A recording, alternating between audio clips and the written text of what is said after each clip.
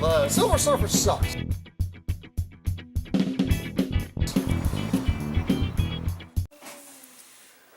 Hey guys, Jason the X from SNES Live here with another video review for you. And we're starting off with some of the Voyager class stuff from Beast Hunters. This is the Transformers Prime Voyager class Predaking. Wait a minute, I've got the wrong box back there. I feel like a complete tool. There we go. There's the Predaking box. And yes, Predaking is this large orange and black and gold three-headed dragon that breathes fire. And this thing, I love dragons. I love Transformers.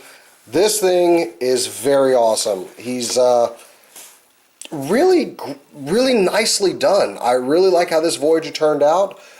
Little nitpicks. I wish he was a little bit bigger, but dude, he's a three-headed dragon.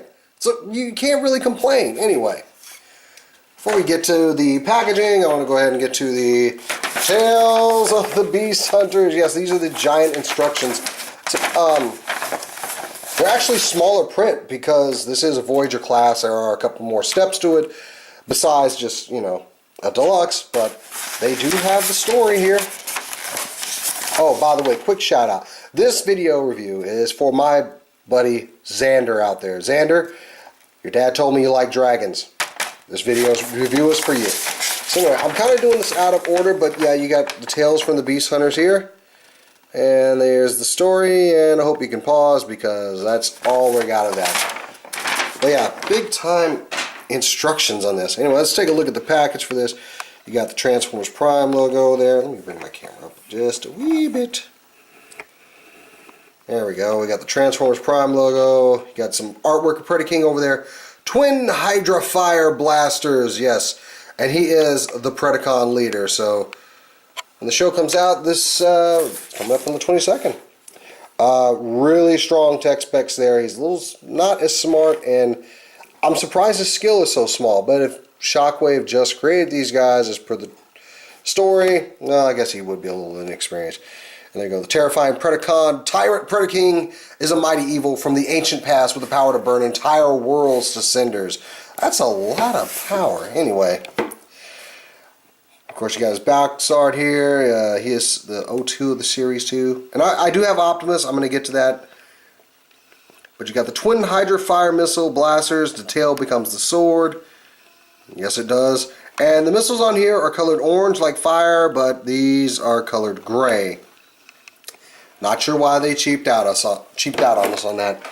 Kind of tired of these production photos turning up and then they color the figure like that. But it's okay because this guy is really, really awesome. Of course, he's got a lot of posability. It is a, I mean, this is, if you want to think old school Beast Wars, the legs become the arm. I mean, the front legs become the arms. The back legs become the legs. Yes, that's exactly what's going to happen here. One thing about mine, I didn't notice this in the package, but his claw came twisted, and now it's like very weak there. So you might want to be mindful of that. I might take a hairdryer and see if I can straighten that back out, but it did come warped like that.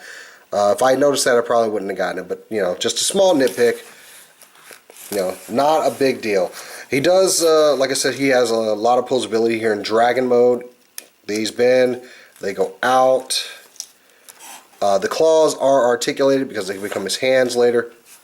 The back legs are, they've got some articulation here. They also rotate in and out and back and forth here.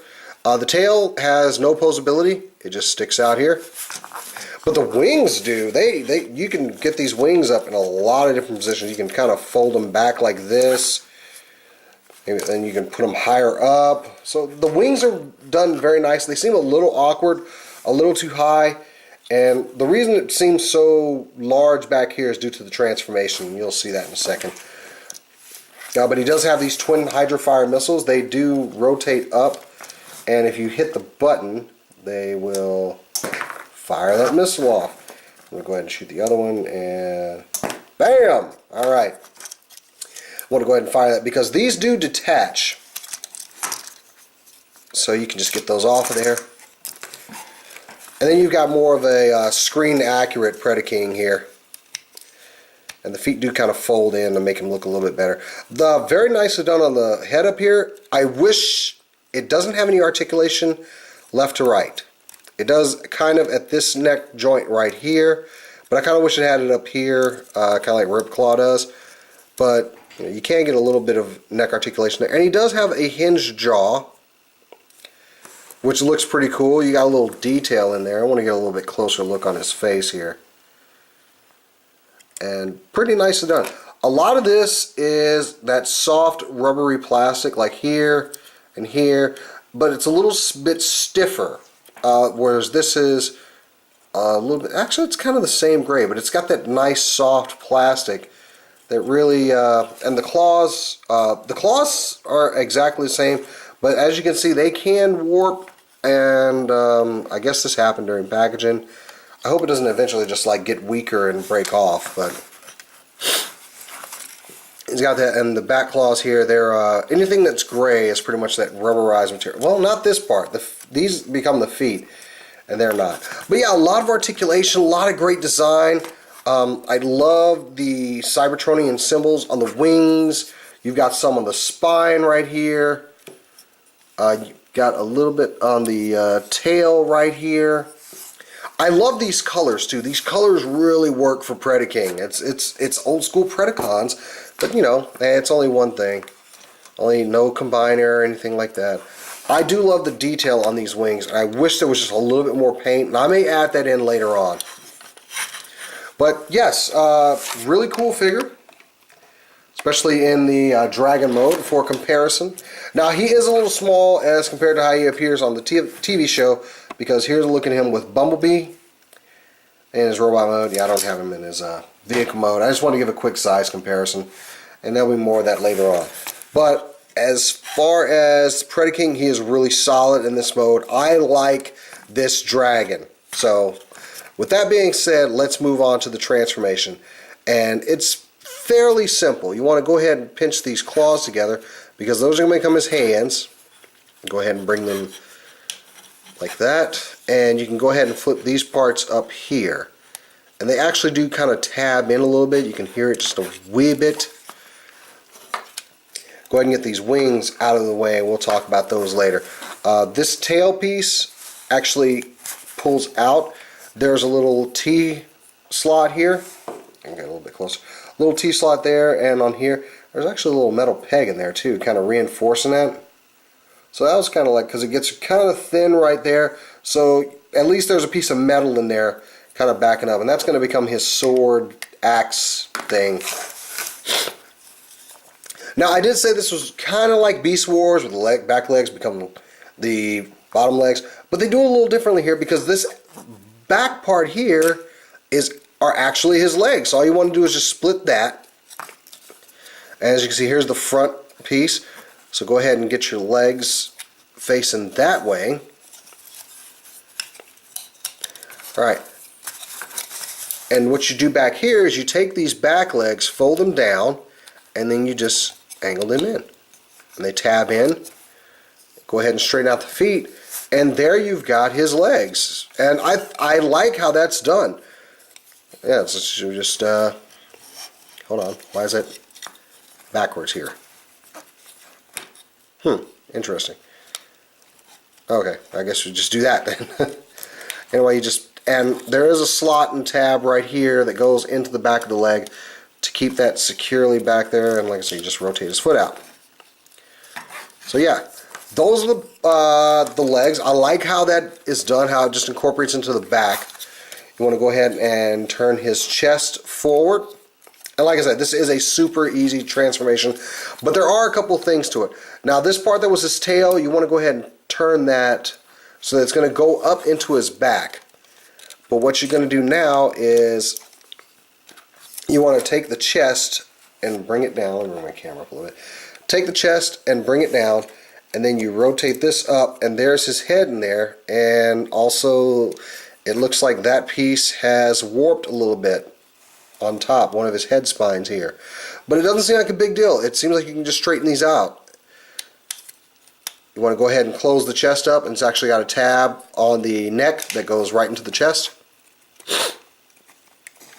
Bring the head up, close the jaw. And now why don't you want to come back now? Oh, I'm sorry. You actually want to take the head and do a 180.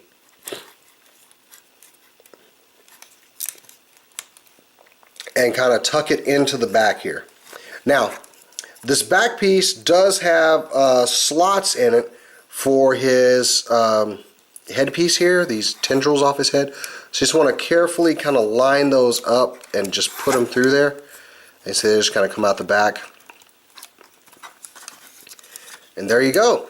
And these wings, the instructions tell you to leave them up like this, which I'm not a big fan of that, but you can kind of bring them down a little bit and tilt them out. My wing over here is a little loose. But there you have the Predaking in his robot mode. And yes, I like the colors on this guy. I love the black and orange. He's got a nice Predaking symbol, a Predacon symbol right there on his chest. And this head sculpt is pretty vicious looking. I'm always complaining about paint. I think they got just the right amount of paint on here. I will say, I'm going to go ahead and knock this figure for this. The spiny pieces that are rubberized, they tend to warp, and I'm not real happy with that. But they are made to do that, so they're soft. They possibly will go back in place. Maybe just a little bit of heat applied to them. So just keep that in mind. Maybe watch them when you go to buy them. But yeah, he's a pretty cool figure. I really like the size on this guy. I wish he was a little bit bigger, but I like how they do it. As far as his Hydra missile here, his Hydra missile blaster, you put those missiles in there, and like I said, they don't fire until you press this all the way down. But and these are actually pretty detailed in themselves. They've got some of that more rubbery plastic. These actually are on a spring, so they come back up and down. And these kind of got that soft rubber plastic, and they're on a spring too. So it's pretty cool. You just put that in there. And the other thing they do is you can tell they got a little slot system there. You can just went off. Oh man. Okay. It's okay, it didn't go too far. Alright. That thing shot straight up, by the way, and it went pretty far, so be careful of these things. Anyway, what you want to do is you can take these and join them together, and that gear inside will meet the other one, so now they will move in tandem. So that's pretty cool, and it becomes a blaster for him. As far as his articulation, you do have this foot joint here. It doesn't really do much for you there. The knee pads are actually articulated. They'll move separately from the knee joint. You get a little bit of knee joint there, and you get a swivel at the thigh, but up here all you got is pretty much back and forth and out. He does have a waist joint due to the transformation, but you can't use it because now the back piece is connected to the head, so you can't really use that waist piece any. He does have the back and forth on the arms here. Goes out, got a bicep twist, bend at the elbow, and his claws will open up, and we'll get into that in just a second. The head can kind of go up and down, but I wish his head could go back a little bit more, so you could kind of get like a flight pose when he's in robot mode, but you can't. It'll just go down about that much. So there's not a ball joint, but it will go side to side, but it is limited. It only goes that far, so that's just something to be mindful of. Now, as far as his accessories, he does have this battle axe sword that I like to call here. But he does have problems holding it because all they have is this tab system, that T-tab I was showing you earlier. Well, he's only got a hole on this side of his hand to put this in, so you can put it in there. And as you can see, it's really loose, really. But you can kind of close it up, and he holds it fairly well. It just looks a little awkward. If you can see from the angle that he holds it, it just looks a little weird. And that could have been easily remedied by just putting another tab on this side so his hand could have closed around it fully. So, you know, kind of a miss there. But the blaster, he does have these peg and holes on each wrist, and it kind of form fits to the claws, so you can just put that on there. And there you go. Well, see, that's what I'm saying. This thing, it comes out pretty easy. Probably going to tighten that up a little bit later, but I wanted to show you guys how it was. So I'm not sure if that's everything. Could be just mine, but I have seen other reviewers have had problems with it. So, you know, be mindful of it. You know, I'm trying to get him in a decent position here. He does stand well. I'm just fiddling with him. There we go. I think my surface is a little uneven. Comparison now with Bumblebee. You can see he's quite bigger. I do like the size comparison between these two, so it's pretty cool.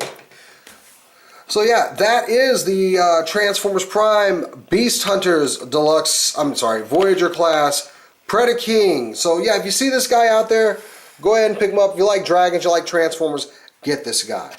And until next time, guys, I am Jason the X for SCNS Live. Check out the website, scnslive.com. Follow me on Twitter at JasonTheX. And until next time, guys, I will catch you later.